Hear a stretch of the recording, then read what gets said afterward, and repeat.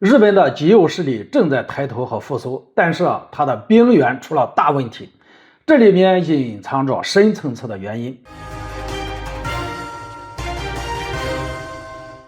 大家好，我是肖映华。最近日本的极右势力有抬头和全面复苏的迹象，比如日本不断推动修宪，进行军事改革，复兴军工，武器升级，攻击性武器引进等等等等。看样子日本帝国的本性没有改变，日本纳粹侵略的土壤还没有被铲除，想重走二战的老路。只不过就在最近，日本却发现了一个大的问题，兵源似乎给废了。这个消息呢，是从西日本新闻中爆料出来的。日本政府正在迫不及待地扩编军队，增强日本的防卫能力。可是日本能够招募到的兵员一直在缩水。2012年的时候，日本自卫队能够招募到的人数是11.4万人左右。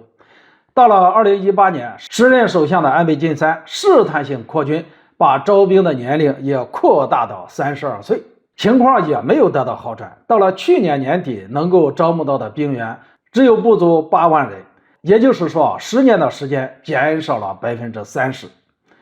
造成这种情况的因素当然很多，比如从俄乌冲突战场上的血腥场面，让很多年轻人对参军感到害怕；日本军队的内部腐败，军纪作风不好，经常虐待新兵之类的新闻媒体大肆宣传，所以日本年轻人不敢去等等。但是我认为更深层次的原因应当是美日之间的沟壑把日本送上了一条绝路。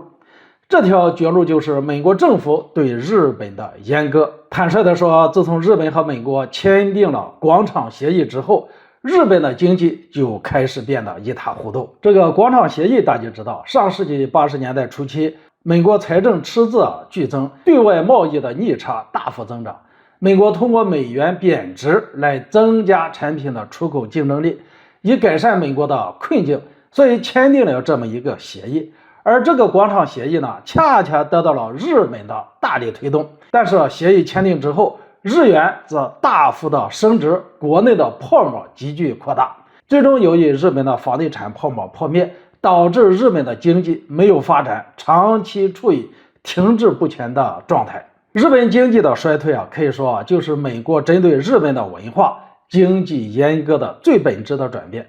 美国对日本的这些入侵，彻底改变了日本年轻人的三观，比如说追求享乐、不担负社会责任、低出生率等等都显现了出来。这里给大家举个例子，就是日本的文化反映了一个社会当前思潮的一种商品。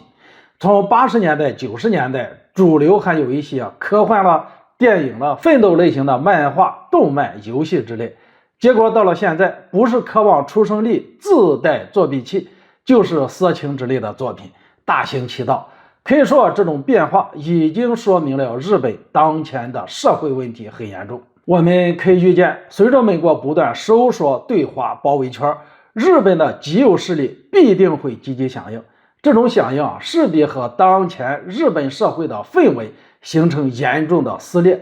加上日本政客本身又不怎么干净，类似于以暴制暴的情况，未来恐怕不在少数。安倍已经中招，岸田前段时间也差点出事，接下来还会发生什么，就让我们拭目以待吧。好了，今天就说到这里，咱们下次见。